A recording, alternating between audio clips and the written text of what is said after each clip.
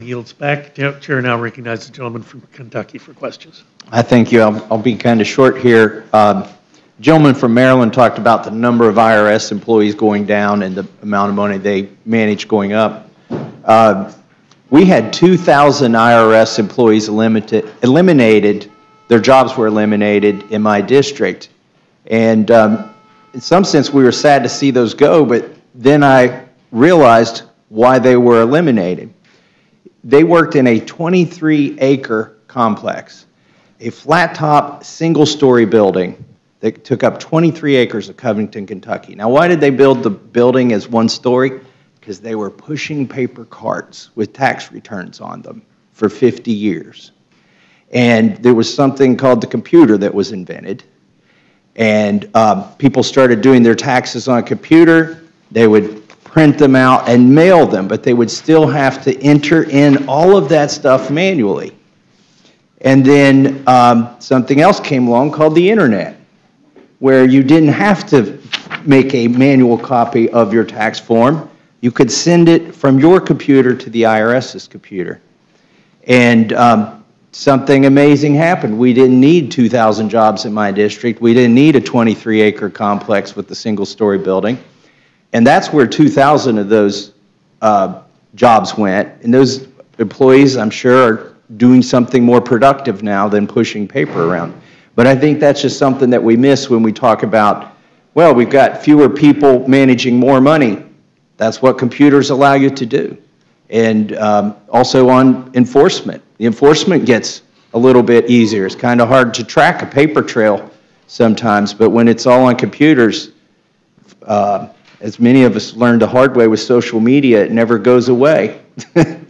And it's a lot easier to track. But that was the only point that I wanted to make, that we can cut, and we can cut at the IRS, and we can do things more efficiently, and that's what's happened in my district. And I yield back. Would the gentleman yield? I would yield to the gentlewoman from New Mexico. So I think that those are really great points. I guess what my concern is that when I look at this bill, it also cuts modernization. And so because we do need to move to those places where it is more modern, where it is more secure, that would be one of my concerns, is that we are not modernizing, and we need to modernize, including making sure that, you know, regular taxpayer can file their taxes for free. So that, I think that's a good point, except for it's missing that we're cutting the modernization money. Good afternoon, friends. A growing number of Americans have been experiencing delays in receiving their monthly benefits. But this may be fixed very soon. Lawmakers say they are working on new policies. There are now 3 proposals that have been put forward that could solve the backlog of SNAP benefits. My dear friends, I'll be going over how this could help you, so please make sure that you watch until the end of this video. Also, to say thank you for being part of this community. Every Friday, I will be announcing several winners for the Walmart gift card giveaway. If you would like to enter the weekly giveaway, friends, please click and like several of my videos, and then comment below the keyword of each video that you watch. The more videos that you comment on, friends, the greater your chances of winning the giveaways. According to Yahoo News, thousands of Americans continue to face long waits for the approval of their SNAP benefits. State SNAP agencies are struggling to keep up a backlog of SNAP applications, and some lawmakers are saying enough is enough. Per U.S. Department of Agriculture guidelines, states have 30 days to process regular SNAP applications and 7 days for expedited cases. However, some Americans are waiting for several months. Thousands of Americans in Georgia are waiting for their SNAP benefits, which has impacted families on and off for a year now, as the Georgia Department of Human Services struggles to process cases within federal guidelines. In Alaska, the director of Alaska's Division and Public Assistance said the state directed the clearing of an old backlog in applications. This has created a new backlog, and there have been cases of residents of Alaska waiting as long as 11 months for their benefits to be dispersed.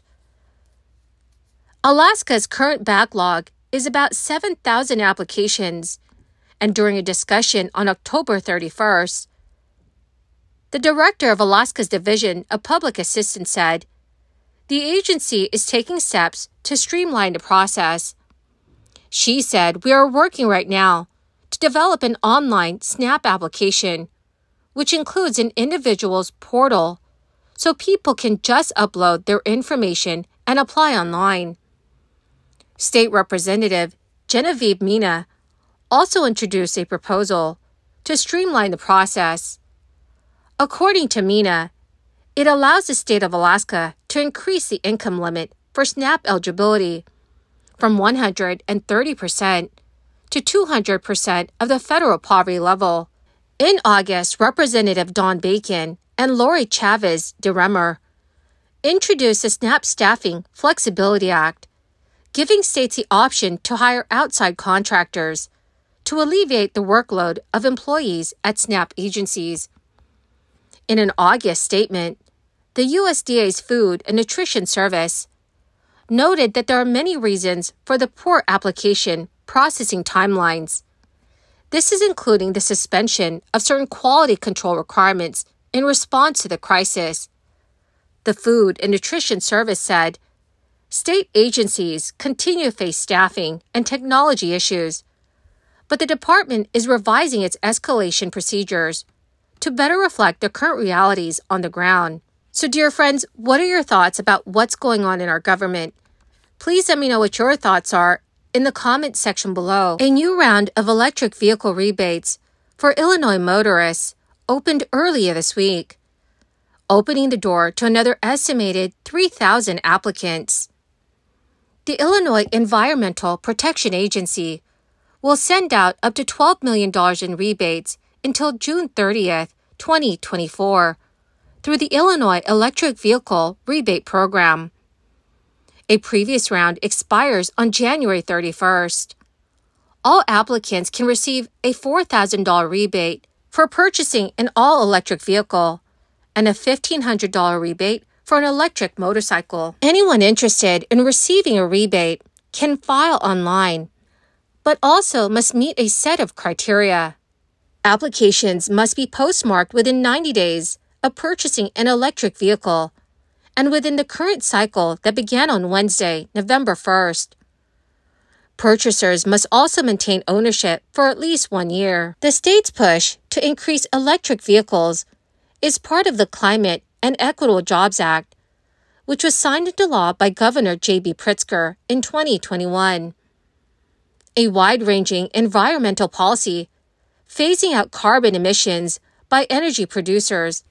The plan calls for 1 million electric vehicles on the road in the state of Illinois by the year 2030. The plan also announced on Friday the opening of a $27 million funding opportunity for those wishing to install charging stations at public locations. Governor Pritzker told reporters this week, thanks to our nation-leading Climate and Equitable Jobs Act, innovative rebate program, ownership of an electric vehicle has never been more accessible and attainable in Illinois. The livelihood of our neighborhoods depends on access to affordable, clean energy technology. Well, my beautiful and my most amazing friends, that is the end of my daily stimulus update video for today. Thank you, dearest friends, for being part of this community. To say thank you and to show my appreciation, every Friday, I will be announcing several winners for the Walmart gift card giveaway.